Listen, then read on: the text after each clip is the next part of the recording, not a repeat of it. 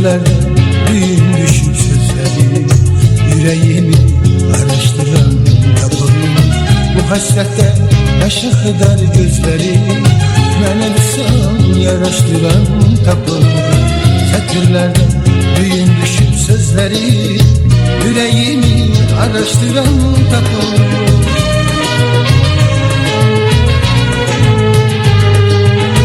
Ellerinde hazal oldu günlerim, bəxtimə mi, taliyəmi dinlənim. Bir sığala həsrət qalıb tenlərim, saçlarımı karıştıran tapılım. Ellerinde hazal oldu günlerim, bəxtimə mi, taliyəmi dinlənim. Bir sığala həsrət qalıb tenlərim, saçlarımı karıştıran tapılım.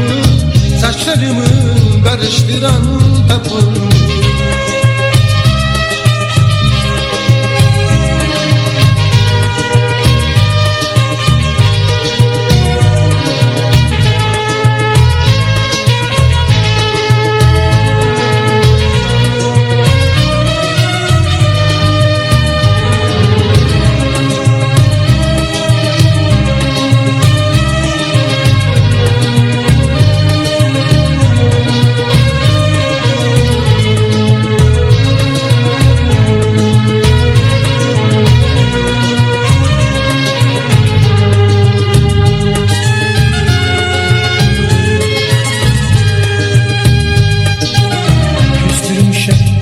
Güzelliğine baktı, bir suala mine zabı cevabı.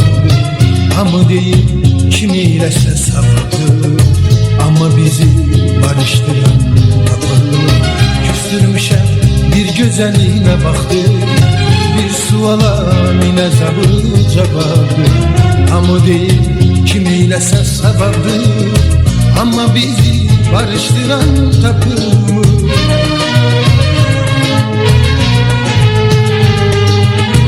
Ellerimde hazal oldu günlerim, bəxtimə mi, taliyəmi dinlənim.